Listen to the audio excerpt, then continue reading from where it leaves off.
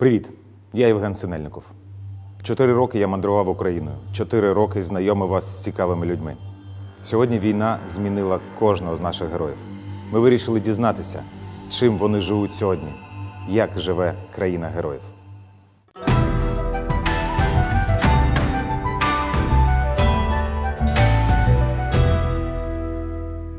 Сьогодні ми в Чернівцях. Будемо зустрічатися з людьми, з якими я вже знайомив вас, і не тільки, та дізнаватися, чим вони живуть сьогодні.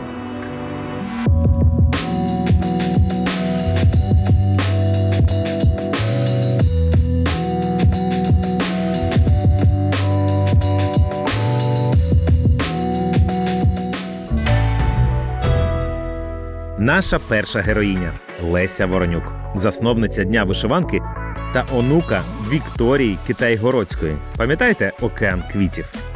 Привіт! Рада бачити, добрий день. Ніколи я не думала, що через трохи часу ми побачимося Зовсім в іншому інше. світі. Добрий день! Доброго дня, Євген! Це рідний Добрий день! парк. Добрий день! Тут народився День вишиванки. Тут саме. Ми не домовлялися насправді, абсолютно. Добре.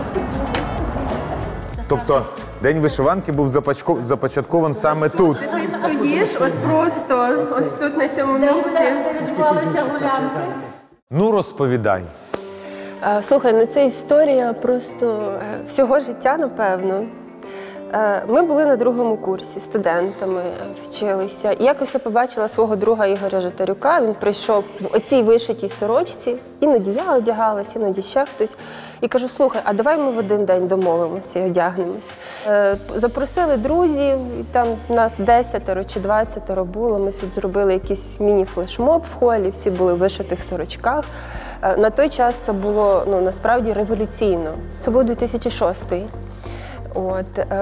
Хоча вже це було після революції 2004 року. Після помаранчевої, так. Так. І ми так на своєму стояли, побачили перший рік, що якось люди зібрались. Наступного року зробили. Наступного року вже одягнулися викладачі, лікарі в місті, журналісти. І це нас дуже підтримало. І так з року в рік ми набирали темпів. І зараз День вишиванки – це свято, яке відзначають в 100 країнах світу. Голлівудські зірки, президенти, прем'єри. Всередині є таке прям зробила Всесвітній день вишиванки. Ну це ж, круто. Так круто, але це стільки роботи. Ми їздимо, наприклад, з лекціями за кордон, із виставками по Україні, в експедиції збираємо у фольклорі, все інше. Ви будували один музей. Зараз я знаю, що ти займаєшся ще одним музеєм. Так, ви до мене тільки за музеями. Так. Розкажи про нього. Ходімте, я покажу приміщення. Ходім. Ось, сорочку підкадрували. Діма, сорочкою. зніми крупним планом сорочку. І історія з сорочкою яка? Тобто це сорочка мого друга Ігоря Житарюка, який на 2 роки за мене молодший, але вона вже є історичним експонатом. Після того, коли свято стало дуже популярним, деканат попросив, щоб вона нікуди не зникла. Це наше приміщення, це 3 поверхи, прямо біля історичного факультету, де народилося свято. І дуже довго була ідея створити музей української вишиванки, тому що в Україні такого не існує. Розумієш, одна вишита сорочка є настільки інформативною, що з неї можна зробити не просто такий музей на 600 метрів, а на 2000 метрів квадратних. Тобто це, зачекай, приміщення на 600 метрів? Так, ось це на 600 метрів. Поки що воно виглядає, бачиш, тільки виїхали попередні орендарі. Це наша перша табличка. Тут буде музей української вишиванки. Слухай, поки що виглядає, наче тут бомбували. Так. А насправді тут була якась їдальня російського патріархату, тому скрізь, де ця чортівня, то все так і виглядає. Ну, от уяви собі, так. Слухай, тут ще роботи і роботи. Ми в листопаді отримали приміщення, приступили до створення проєкту. Слухай, а хто фінансує, до речі? Це міський проект і громадський проект. Тобто це, громада і держава, так? Держава – ні. Великий меценатський проект місцевих меценатів і всеукраїнських. Слухай, тобто, зачекай, буде 2 поверхи вишиванки. Тобто це буде про це, да? Про культуру вишиванки? Це буде про вишиті сорочки, але абсолютно не так, як ти собі уявляєш, традиційний музей. Ми собі поставили за таке завдання зробити музей майбутнього. Наприклад, як прототипом може бути, є в Києві музей становлення української нації, як віддалений класний, прототип. до речі. Да. Я зараз покажу на наших уже готовому проєкті. Ми тут презентували, як це буде виглядати. Такий діджитал-музей. Тут дуже багато технологічних складових. Вишиванка, сорочка мудрих. Тут відтворені відшиті сорочки, деякі з них вже є відшиті, вже готові, чекають. Наприклад, відшита сорочка Лесі Українки, автентична копія. Музику регіону, наприклад, цієї сорочки, звідки Леся Українка родом. І, наприклад, тут сорочка Франка, сорочка Шевченка, сорочка Скоропадського. Це як одна із інсталяцій. Тобто, насправді, це буде не лише про сорочки, да? Це буде про українську культуру через сорочки. Через сорочку. І чому взагалі свято вдалося і пішло? Тому що саме сорочка є такою цінністю, через яку можна дуже багато розказати. Показувати і регіональні особливості, і всю цю культуру, яка будувалась довкола сорочки. І ти навіть можеш послухати музику цього регіону. Цей проект зібрав фахівців з дуже великої кількості організацій, інституцій. Покажу вам ще 3-й поверх. На найгіршому стані. Слухай, я не знаю, я тобі покажу, а ви самі вирішуєте, лізти чи ні. Бо тут, знаєш в чому? Оце ж воно отаке, як іде дах, буде дуже прикольно, і тут буде коворкінг. Це взагалі диво. Тобто тут зараз дуже такий патріотичний міський голова, який розуміє це все. І так ситуативно склалося, що ми це змогли вибити в оренду. Наприклад, якщо ви хочете увіковічити своє ім'я, то, я думаю, можна десь буде написати Станіслав Міровня, меценат. У нас буде окрема така позиція. Айда вкладати в культуру. Це треба. Треба. Великі директори. Прислухайтесь. Це гарна ідея, і вам буде з цього зиск. І навіть по вишиванці в подарунок. Сама вишию. Оце і я зараз задумуюсь, може і мені вкластися. Жартую, таких грошей в мене немає. Поки що. Поки що. Поки що. Да. Поки що.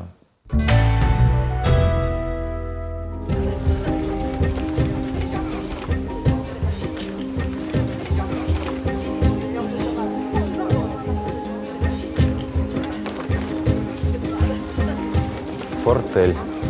А це ви всі туди, да, стоїте? Ага. А це треба бути зареєстрованим, так? Ну, да, паспорт, все це треба мати. Ми фортель знаємо. Все почалося з першої ярмарки на нашій вулиці Кобилянській, пішохідній. Пішли, подивимось.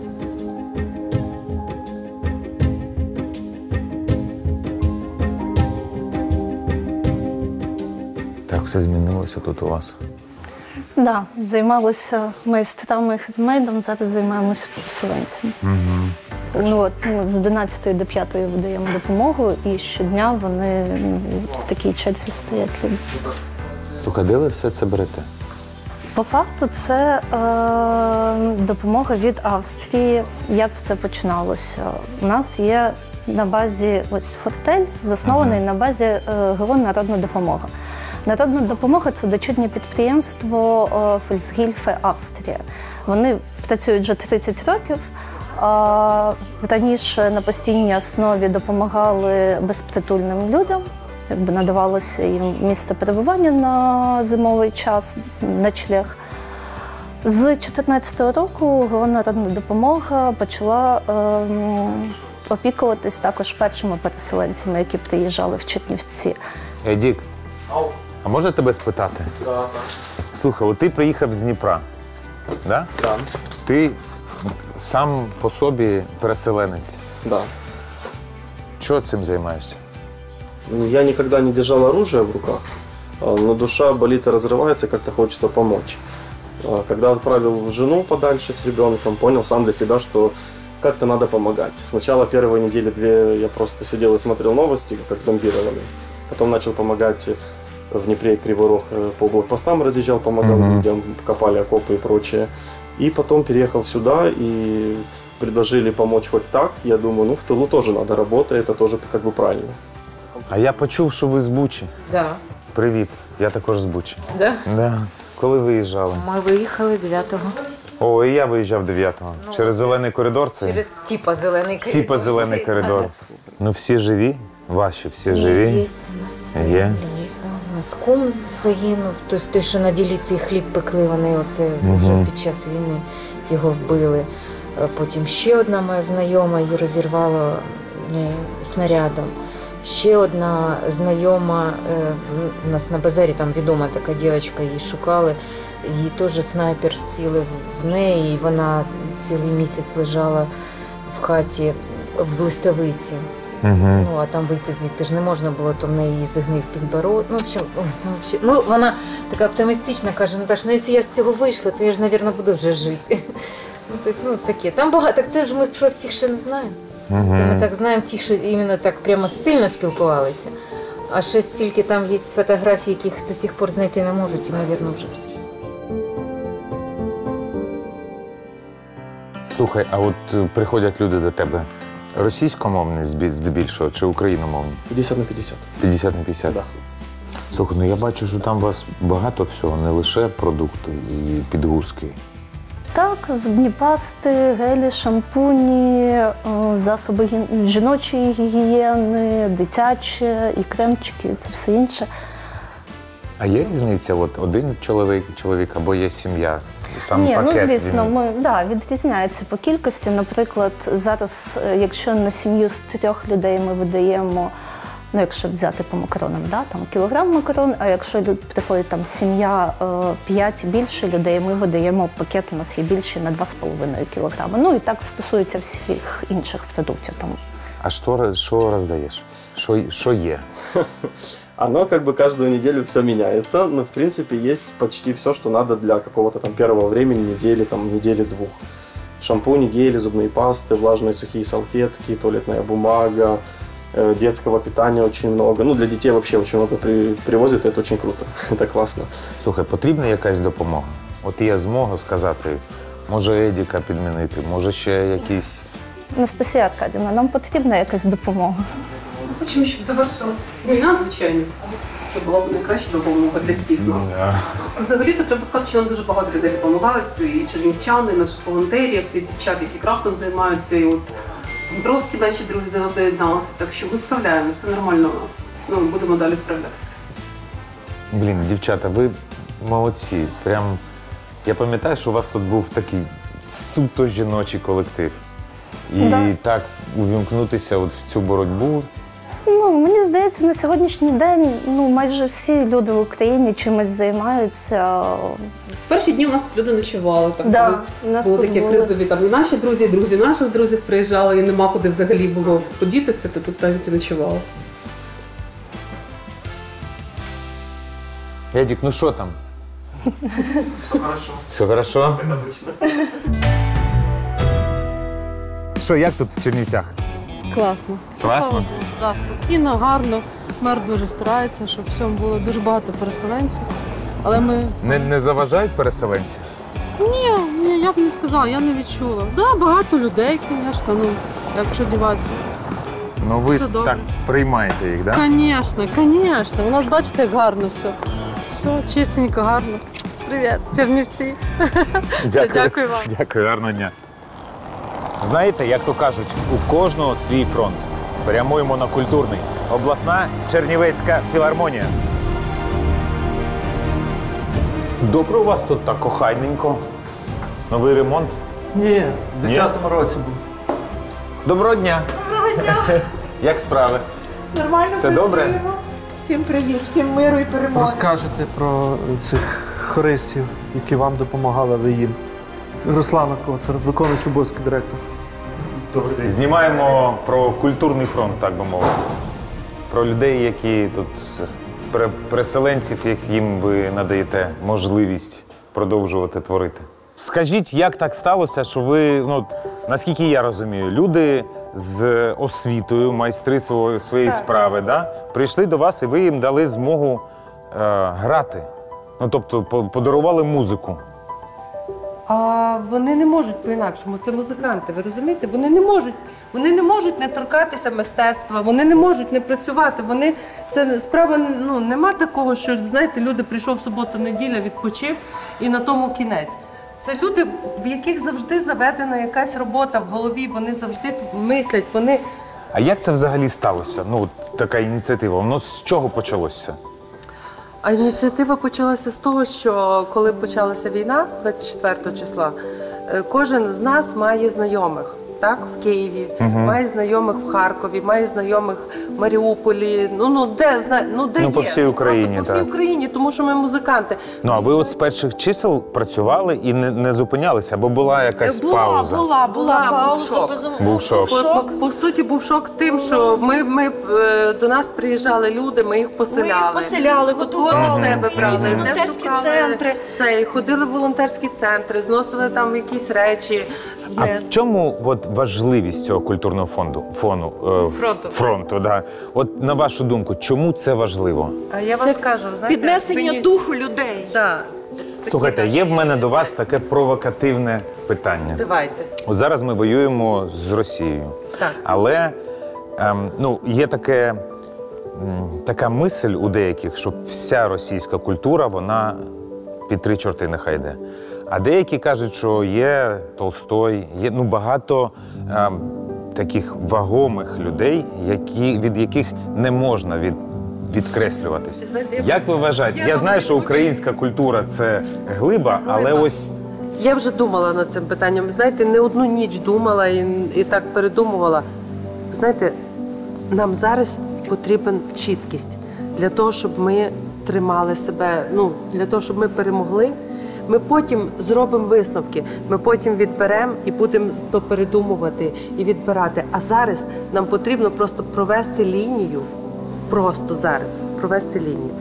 Слухайте, я так розумію, що є, може я не правий, є якийсь склад оркестру, наприклад, да? Приходить ще один піаніст або віолончеліст. Воно поєднується? Це нормально, якщо їх буде 2, 3, 5? Ну, тобто, чи були такі ситуації, коли я приходжу, я хочу грати, а мені кажуть, вибач, в нас свій майстер є? Ні, в нас в хор прийшли, от до мене в хор прийшли, ми хочемо у вас співати. Прийшли багато сопрано, мало альтів, там мені не вистачає тих. Я кажу, ой, мені не вистачає альтів. Так, Надія Олександрівна, давайте я буду співати альтом, кажіть, яким голосом треба, відразу все. Тобто все вирішилося дружно. Мені здається, навіть і в оркестрі там деякі моменти на іншому інструменті. Всіх прийняли, всіх долучили.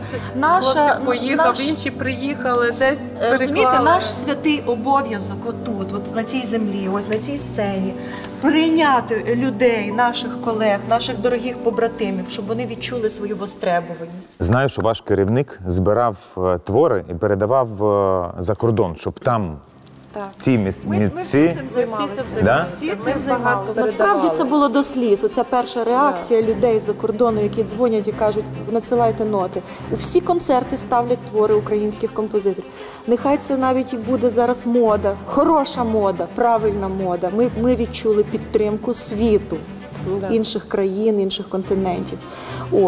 І це дуже правильно. Поясніть мені, що відбулося? Тобто до вас звернулись митці з інших країн світу, з Канади, з Німеччини, з Португалії, з Іспанії. Тобто дайте нам ноти. Надішліть ваші ноти, ми хочемо їх виконувати. І така пішла тенденція в світі з перших днів від початку війни, що кожен концерт розпочинався виконанням українського твору. Не обов'язково гімн України, якогось такого дуже відомого чи менш відомого. І люди встають в залі, і люди плачуть.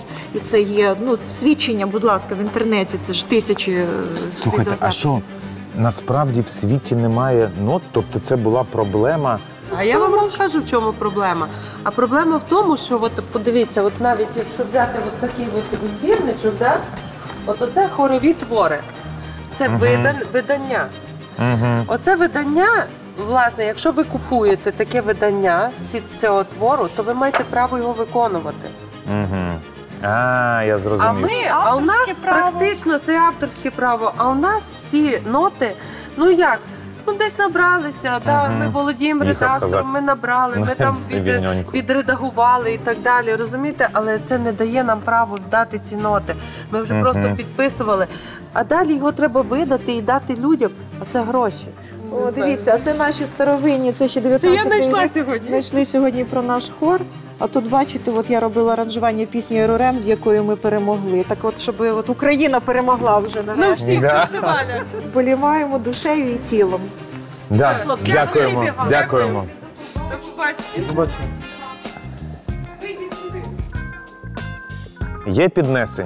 Є піднесення.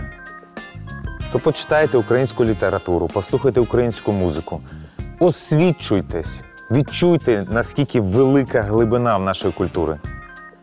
І від того буде кайф всередині. Подивіться Укр-Ютуб проєкт, будь ласка. Бо це частина культури. Підпишіться і лайк поставте, щоб це відео більше людей побачило. Сучасна культура, вона така.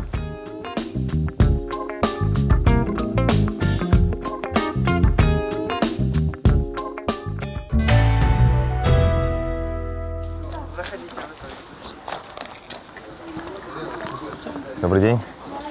Доброго дня. А підкажіть, а що ви принесли? Яєчка, це сирі, щоб ви знали. Яєчка. Це ваші? Так, домашні. Ой, добрі. Печення дітям теж. Що ви вирішили яйця передати? А що, дітям? Та ж кажуть, що діти є. Та й хочу, щоб і вони поділили, так як мої діти. Ми насправді прийшли до вас порадили і сказали, що ви робите добрі справи. Так, ми тут всі робимо. От кожного, кого ви бачите, ми всі тут робимо добрі справи. Розкажіть, де ми?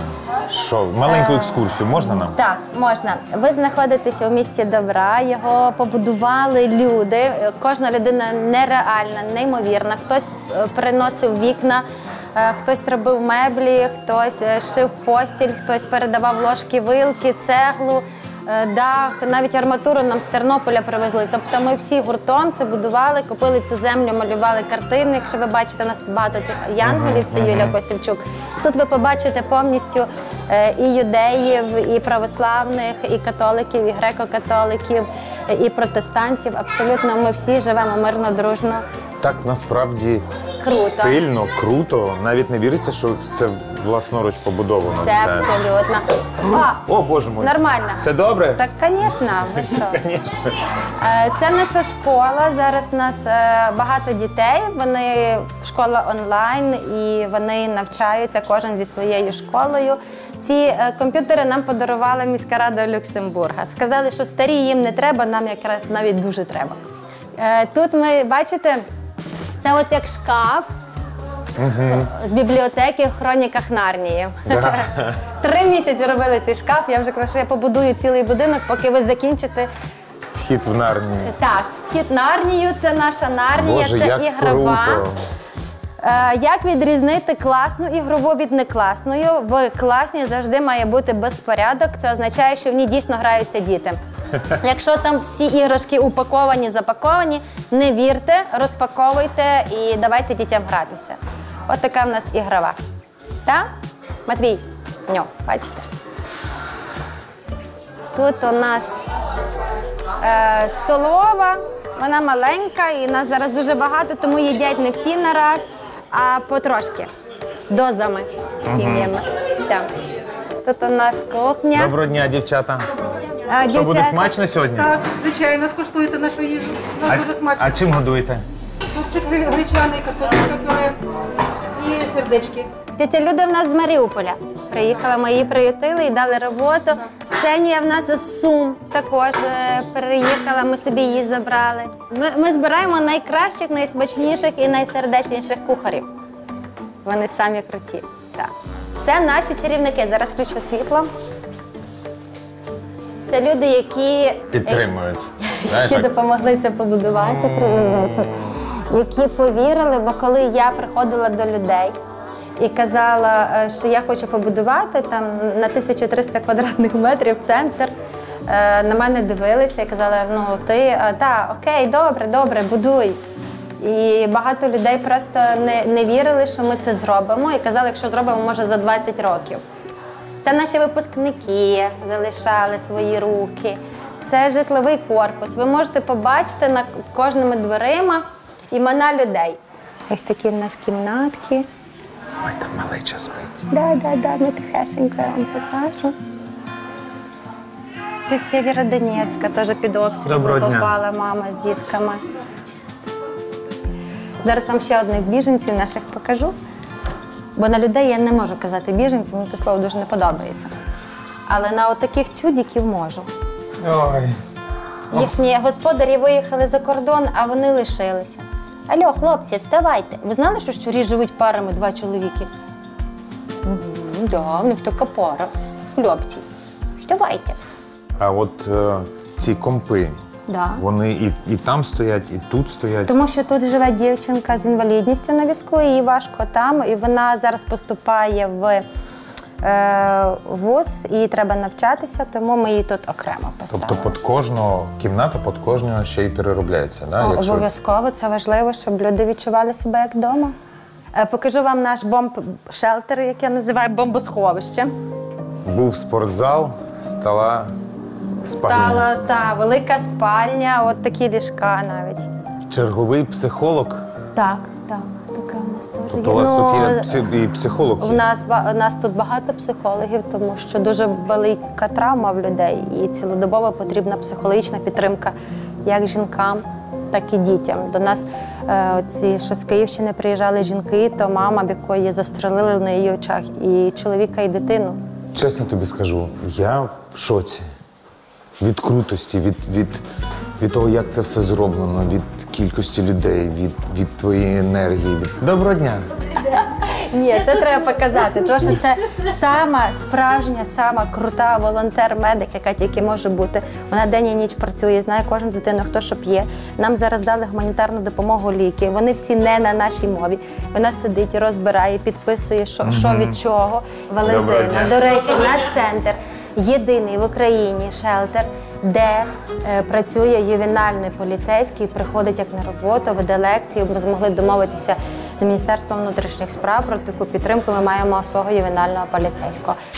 До війни тут був шелтер для жінок, які потерпали від насилля, яким не було куди йти. В основному це були сироти, випускниці інтернатів, в яких не було родичів, жодної надії, приходили з вирватим волоссям, вибитими зубами, поломані, з переляканими дітьми, діти, жертви насилля, сексуального насилля.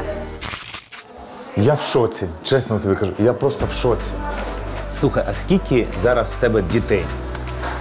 170 дітей. Саме дітей? Дітей, саме дітей. Більшість їх від 0 до 5, манюнькі.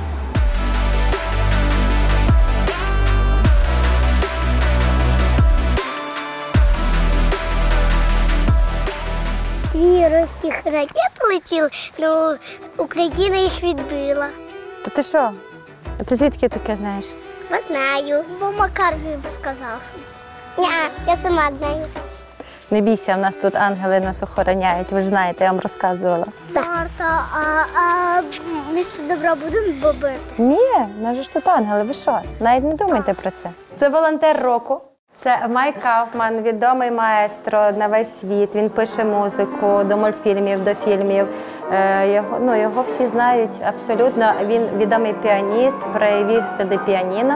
Тепер він грає, наші діти їдять під його музику, засинають під його музику. Всі хочуть бути піаністами.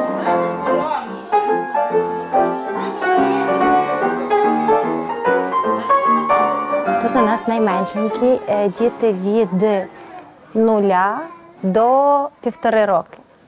Самі мацьопки. Такі. Дуже всім треба батьки. Всім треба тато, мама. Скільки людей б зараз їх взяли отак от, правда? Скажи, будь ласка, от зараз нас подивиться. Так. Може хтось захоче взяти до себе? Так, потрібно звернутися по місцю прописки в службу у справах дітей до себе, здати необхідний набір документів, зараз всюди ініціювали це навчання батьків, прийомних батьків, тимчасове прилаштування, воно є, воно діє. І дуже а після війни буде ще більше дітей-сиріт. Кожна дитина має мати обійми маму і тата. Не мають діти, нехай в гарних умовах всьому, але не мають бути такі дитячі казарми.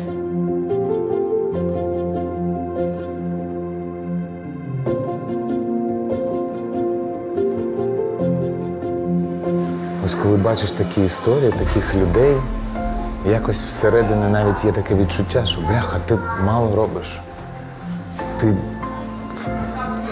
маленька дівчина, а скільки сил робити добро. А ти... Або десь там ангели помогли зберегти. Да. Дякую. Дякую, побігли. Приїжджайте до нас. Бережіть себе.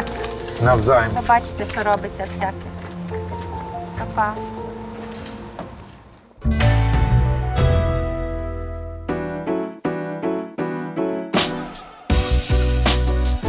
І ще одне місце бою за культуру. Пішли дізнаватись, що тут да як.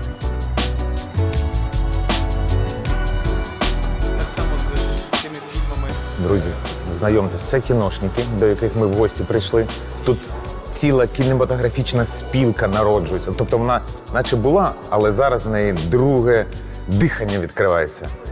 І це прикольно. Тут таке місце, де об'єднуються сценаристи, режисери, газетчики. Тобто народжується мистецтво. Пішли розмовляти. Що у вас тут взагалі відбувається? Куди ми прийшли? Що це таке? Це арт-центр, це як мовити, це арт-центр попередньо. Центр Миколайчука – це є проєкт міської Чернівецької ради. Тобто це громада міста Чернівців під керівництвом управління культури Чернівецької міської ради.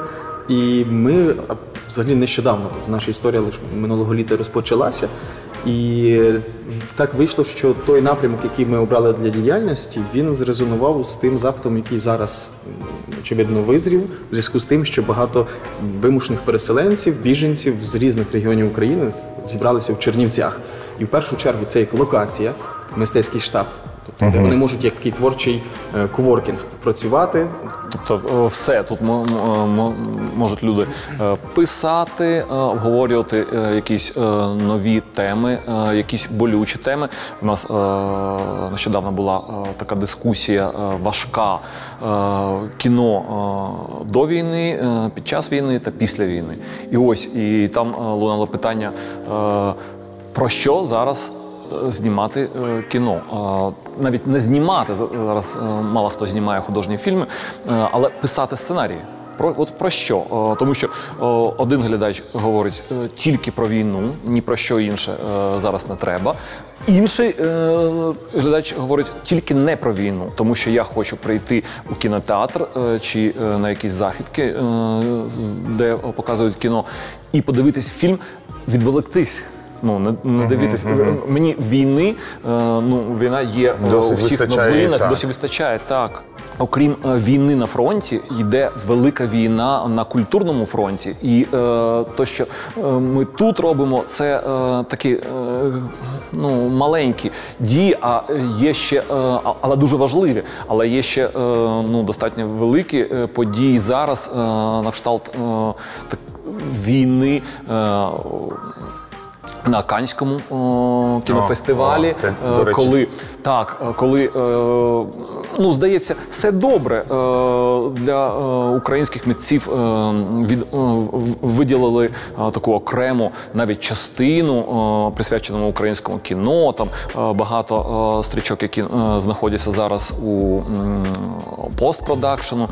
Тобто, і ще дуже важливо, що в однієї з основних програм «Особливий погляд», це режисерська така каннська програма, там приймає участь фільм українського режисера Максима Наконечного, так, «Погляд метелика», якщо я не помиляюсь, виходить. Повернемось до вашого місця, до цієї локації. Тобто, наприклад, я режисер, чи зараз там ведучий, От я переїхав до Чернівців. Можу я прийти до вас, сказати, друзі, хочу займатися мистецтвом, хочу щось виробляти, творити, є ідеї. Тобто я просто приходжу до вас і кажу, беріть мене з потрохами, готовий. Так, як і зараз відбулося. Так, як і зараз відбулося, так. Ось є, ось потрохи, ось я. Ну, і це найпростіший шлях і найдієвіший. Тому що соцмережі допомагають інформувати один одного, і люди, митці, які зібралися, вони зараз представляють різні регіони України. Зараз ви робите покази українського кіно. Від людей, від звичайних людей є бажання його отримувати? Бо мені здається, раніше була першочергова проблема, то що всі вважали українське кіно, то неякісно. Так. Зараз змінюється оця парадігма того, що хочеться дивитися саме українське, саме наше кіно? Вона змінилася відразу. Можливо, там якийсь ще перший тиждень, другий, коли почалася війна, це була агресія, люди були хтось в шоці, хтось адаптовувався, ми займалися волонтерством більше. Зараз ми відразу збирали повні зали. І дивувалися. І це в першу чергу молодь. У мене є ще. Давай. Після перемоги, як має популяризуватися українське кіно? Тобто воно має там більше, якісь квоти мають бути, як з радіо, з українською музикою, чи більше на телеканалах мають показувати? Як це відбувається? Це більше питання до Ні. Так. Інструкція для... Ні. Так. Я згоден, що саме, це смішно звучить, але саме ми повинні говорити про це і такі дискусії, тому що зараз, як на мене, мало фідбеку від Міністерства культури, як нам діяти. Ось це питання якраз до них. Але я вважаю, що так, квоти повинні бути більшими, як з радіо. Дякую, хлопці. Все. Дякую вам. Дякую. Дуже дякую. Дякую. Ще одна наша знайома з минулих подорожей, до якої ми не могли не завітати, це Христина, яка виробляє різні корисні смаколики. Ну що, друзі, зустрічайте нашу героїню з минулих випусків. Христина! Привіт! Привіт! Дуже рада бачити. Як тут у вас що змінилося? Розказуй. Змінили будівлю, переїхали, облаштували вже по тим стандартам, які нам ближчі, до яких ми прагнули. Більше стали. Більше, якісно. Пішли, покажеш. Ідемо. Пішли все дивитись. Там? Я допоможу йому. Давай. Привіт. Добрий день.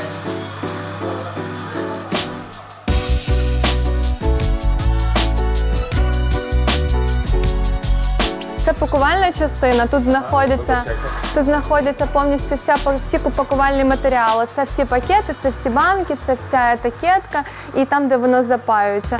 Це склад вхідної сировини. Це та сировина, яка нам заїжджає, яка зберігається в первинній упаковці. Тобто, яким чином, як воно палетами або в ящиках, як воно прийшло, воно там зберігається. Щоб її звідти дістати, вони повинні його поставити на дезінфекційний стіл, тут розпакувати і в чисту стерильну тару пересипати. Або на деко, якщо воно відправляється на запікання або промивання. В нього заходити треба розутим або без бахіл. І виходити в бахіл, це щоб не було з цього перехресного забруднення і цих ризиків. Слухай, перше, що кидається в очі, ви збільшились вдвічі, мені здається. Тут склад готової продукції, це те, що ще має відправитись на зберігання. Ага, сюди також, я так розумію, можна заходити. Ми зайдемо, взагалі не можна. Взагалі, давай не заходити, якщо не можна. Ні, ми поміняємо бахіли.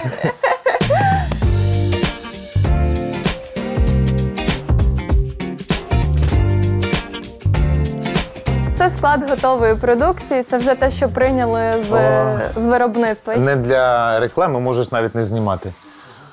Оця гранола горіхова. Я після того не можу знайти нічого навіть схожого на це. Клас! А в Києві не продається, не можу знайти, і це прям...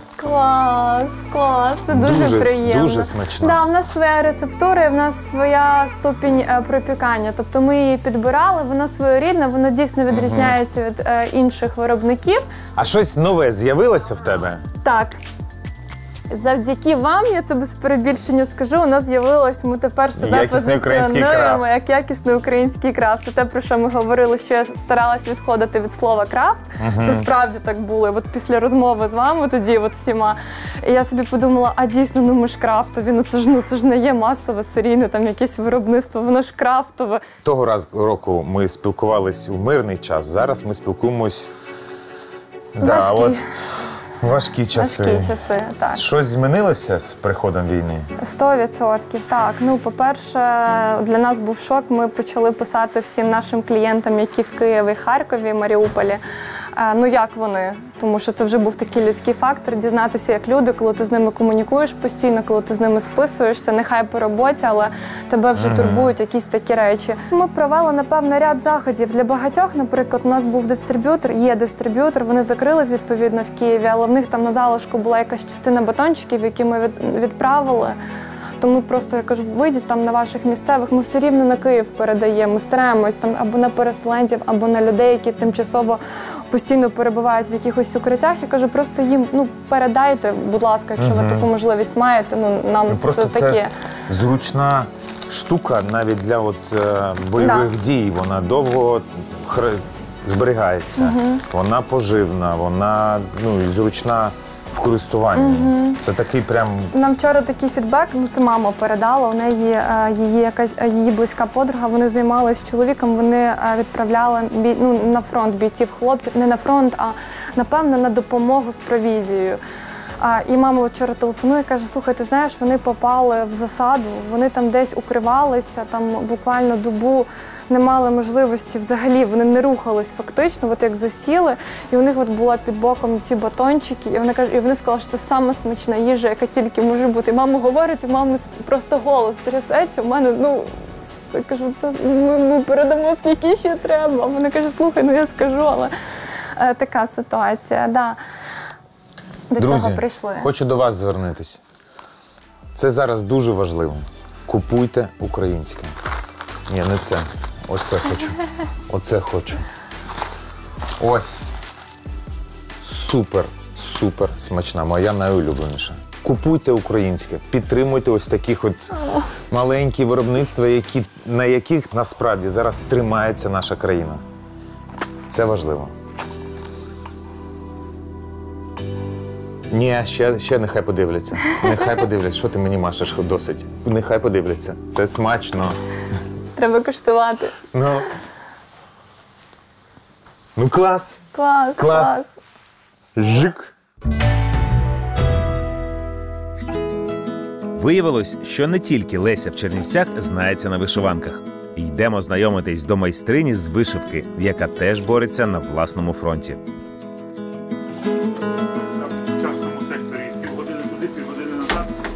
Добрий день. Добрий день. Доброго дня.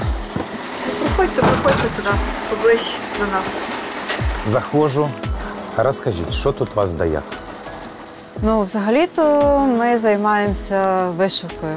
Традиційною, сучасною, сценічними костюмами. Я бачу, там вишиванки красиві. Так, дуже багато займаємося. На сцену костюми виготовляємо. Але зараз, на другий день війни, подзвонили і сказали, що потрібні зараз шеврони вишивати. І ми долучилися до цієї такої акції і безкоштовно почали вишивати шеврони. А скільки вже зробили? Ви знаєте, щоб посчитати зараз і не посчитаєш багато, бо дуже багато замовляють, наприклад, 6 тисяч одиниць – це була перша партія шевронів у нас Чернівецька, тільки в Чернівцях. Але зараз є такі, які по 200, по 300 штук замовляють уже, бо є, що пофамільно багато замовляють, групи крові дуже багато замовляють, бо це воно потрібно, щоб дійсно було тканина. Це безкоштовно? Ми працювали безкоштовно з першого дня. Я ж кажу, що мені подзвонили з обласної адміністрації і замовили, сказали, що треба вишити 6 тисяч одиниць.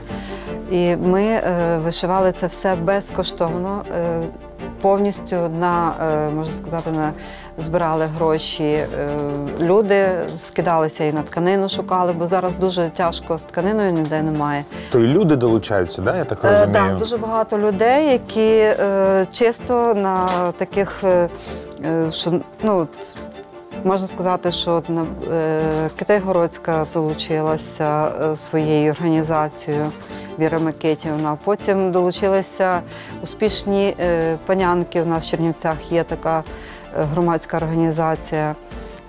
Хто чим міг, хто 200 гривень, хто 500, хто 1000 гривень, щоб долучитися, щоб закупити матеріали. А не важко було перейти з творчості, з мистецтва на таку воєнну справу? Ви знаєте, завжди приємніше працювати з такою роботою. Але якщо зараз не згрупуватися і зараз це не робити, що повинно зараз бути, щоб не підтримувати наші Збройні Сили, то це так неможливо, бо не може не одна людина зараз бути осторонь. Тобто це саме військові, да, кажуть, що як воно має бути? Так, кажуть, які мають бути, бо ми, я кажу, багато вишиваємо ще фамілії дійсно, що не буду показувати, а от група крові, то так само дають списки, і ми це повністю відшиваємо, різні списки, які групи крові, наприклад, потрібні кожне, бо це повинно бути дійсно період війни, має бути, щоб, якщо десь щось, не дай Бог, стається, то щоб людина мала, зразу могли допомогти. Теж, це кожен говорить, так.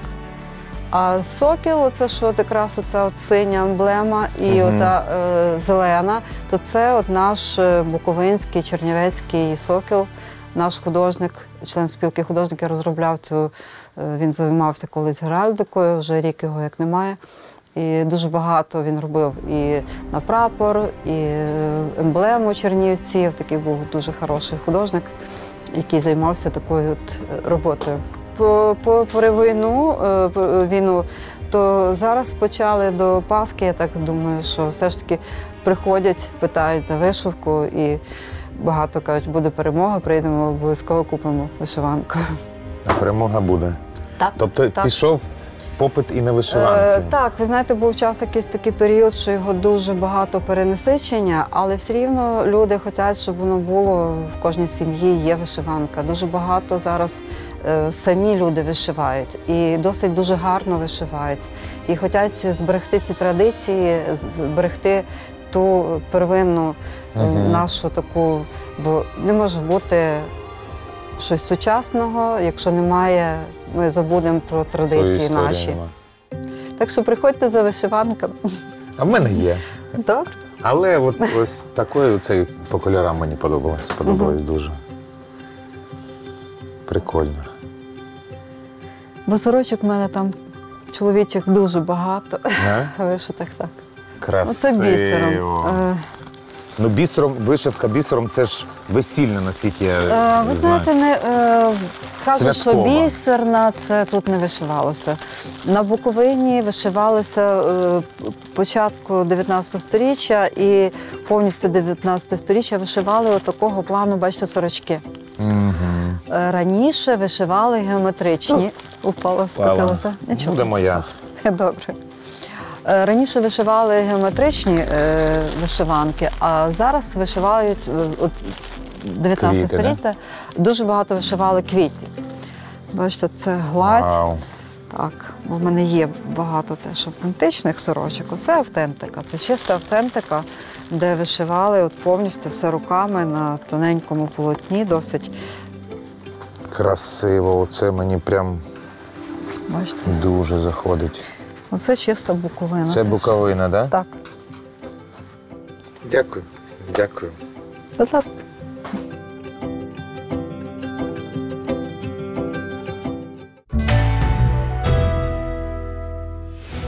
Не дивуйтесь, ми знову в центрі Миколайчука. Під час інтерв'ю нам анонсували вечірній показ фільму. Стало цікаво. А ще й з режисером можна поговорити. Привіт від Лесі. З Дня вишиванки. То скажи мені, будь ласка, на що треба показувати кіно? Тому що кіно – це найефективніший спосіб донести до людей думку, а особливо ту думку, яка була втрачена в українців, це знання своєї історії. Власне, мій фільм показує ретроспективу ХХ століття, що відбулося, як це повпливало на нас, сучасних українців. І зараз, вже під час цієї війни, українці, як на мене, продемонстрували те, що вони дуже швидко долають травми минулого, вони зрозуміли, хто вони і чого вони хочуть. Слухай, ну а от приємно бачити, що люди збираються на... Я розумію, це твоє кіно, двічі приємно, а взагалі от на українське кіно, що пішов люд, що почали цікавитись. Звісно, це приємно, і я закликаю українців всіляко підтримувати будь-яке українське кіно, тому що це продукт, який роблять українці для українців передусім. Зараз, я впевнений, після війни з'явиться ще більше про українців, про героїв, про трагедію, про перемоги, про любов. І це кіно треба дивитися. І знову ж таки, в продовження теми мого фільму це буде важливо робити, тому щоб перепрожити ще раз психологічну травму, яку ми отримуємо внаслідок війни, аби ще раз перепрожити ці емоції і після перемоги спокійно жити далі. Мені так подобається, як ти впевнено кажеш, і після перемоги, вже двічі після перемоги, це... Це такий наратив, який має, мені здається, звучати у кожного. Не після закінчення війни, а після перемоги. Тому що у нас іншого шансу немає. Ми мусимо перемогти, бо якщо цього не станеться, то повториться історія, страшна історія ХХ століття. Слухай, розкажи мені, будь ласка, як от прийшла пропозиція для показу фільму? Запропонувала Чернівецька міська рада організувати показ для внутрішньо переміщених осіб, для переселенців, тому що перед цим уже фільм демонструвався в цьому кінотеатрі, був тур Україною. Зараз фільм є у вільному доступі на YouTube, його вже подивилося понад 600 тисяч людей за буквально місяць. І це означає, що, по-перше, є запит на українське кіно, друге, що є запит на українську історію, яка в цьому фільмі розглядається, і є запит на спілкування, на обговорення. І те, що, незважаючи на те, що у Ютубі фільм є доступний, сьогодні я бачу, що буде дуже багато людей, це свідчить, що є запит на спілкування. І ефект від такого спілкування після перегляду колективного, він набагато якісніший, ніж якби подивитися самому.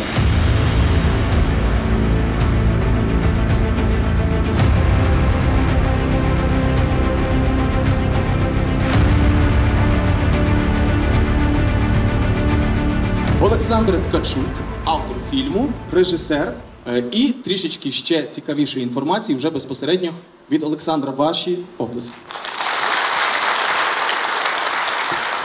Всім доброго вечора. Слава Україні! Мене звати Олександр Ткачук, я режисер, а зараз за сумісництвом військовослужбовець Збройних сил України. Мені вдалося на трішки часу на перегляд відлучитися, аби з вами поспілкуватися і презентувати фільм. І, власне, хочу трішки розказати про фільм. Ідея з'явилася ще у 2019 році, а зйомки почалися вже в 2021 році. І впродовж минулого року я з командою знімав фільм, і 10 грудня в кінотеатрі Миколайчука тут була прем'єра цього фільму. І після того його побачила вся Україна, тому що був тур Києвом, Львовом, також в Одесі, Краматорську, Харкові та Житомирі. І через декілька тижнів розпочалося широкомасштабне вторгнення Росії. Після того я зрозумів, що цей фільм має виконати свою інформаційну місію. Я не бажаю вам приємного перегляду, тому що він не буде таким. Це фільм, який змушує дуже серйозно задуматись. Але в цей час, я думаю, що він вам сподобається і буде корисним. Після перегляду ми з вами ще поспілкуємося, зробимо невеличке обговорення і до зустрічі. Дякую. Ну і в кінці два висновки. Перший – культура – то потужна зброя. А другий – в нас є герої, які вміють цією зброєю керувати. Героям слава!